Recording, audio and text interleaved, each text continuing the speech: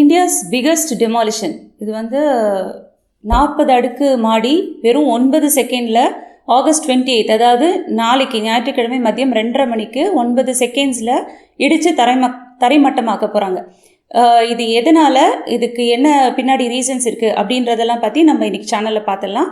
அதுக்கு முன்னாடி சேனலுக்கு இதான் நீங்கள் ஃபஸ்ட் டைம் வரீங்க அப்படின்னா மறக்காமல் சப்ஸ்கிரைப் பண்ணிடுங்க.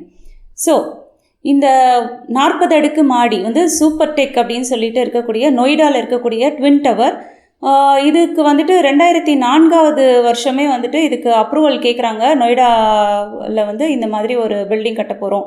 என்னன்னு கேட்குறாங்க அப்படின்னா 9 அடுக்கு மாடியாக கட்ட போகிறோம், 14 டவர்ஸ் 14 கோபுரங்களை வந்து நாங்கள் கட்ட போகிறோம் அப்படின்னு சொல்லி அப்ரூவல் கேட்குறாங்க. அதுக்கப்புறமா வந்து என்ன ஆகுது, அப்ரூவலும் கிடைக்கிது.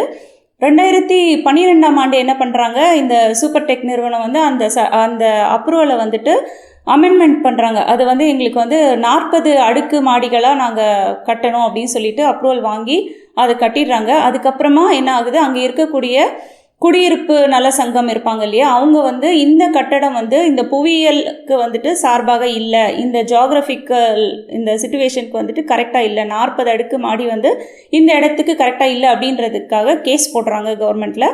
அந்த கேஸ் வந்து அப்ரூவ் ஆகுது. என்ன சொல்கிறாங்க கவர்மெண்ட்லேருந்து, அங்கே ஃப்ளாட் வாங்கி இருக்கிறவங்களுக்குலாம் வந்து 14% இன்ட்ரெஸ்ட்டோட நீங்கள் திருப்பி கொடுத்துருங்க, இந்த ஃப்ளாட்டை வந்து டெமாலிஷ் பண்ணிடுங்க, இடிச்சிருங்க அப்படின்னு சொல்லிட்டு சட்டம் வருது.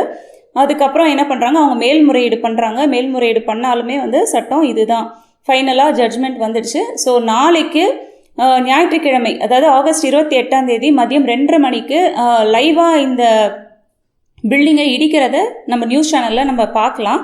இது வந்து கிட்டத்தட்ட 3700 கிலோகிராம் வெடி பொருட்களை வந்துட்டு அங்கே அந்த பில்டிங்ஸில் வச்சுருக்காங்க. ஸோ இந்த தரைமட்டமாக்கக்கூடிய இந்த நிகழ்வில் கிட்டத்தட்ட 600 போலீஸ்காரங்க, அதாவது 400 காவலாளிகளும் 150 டிராஃபிக் இன்ஸ்பெக்டர்ஸ் அவங்களும் அப்புறம் என்டிஆர்எஃப்பும் எல்லாருமே வந்து அங்கே இருக்காங்க பாதுகாப்புக்காக. ஸோ அங்கே சுற்று வட்டாரத்தில் இருக்கக்கூடிய மக்கள் எல்லாம் வந்து காலையில் 7 மணியோட வெக்கேட் பண்ணிடணும்னு சொல்லியிருக்காங்க. ஸோ யாருக்கும் எந்த சேதமும் ஏற்படாதபடி அந்த பில்டிங்கை வந்துட்டு எப்படி இடித்து தரைமட்டமாக்குறாங்க அப்படின்றத நாளைக்கு நம்ம நியூஸ் சேனல்ஸில் பார்க்கலாம். ஸோ இதுதான் இன்றைக்கி நம்மளோட இன்ஃபர்மேஷன். உங்களுக்கு இந்த நியூஸ் உங்களுக்கு பிடிச்சிருந்தது அப்படின்னா மறக்காமல் சேனலுக்கு சப்ஸ்கிரைப் பண்ணுங்கள். தேங்க்யூ ஃபார் வாட்சிங் திஸ். பாய்.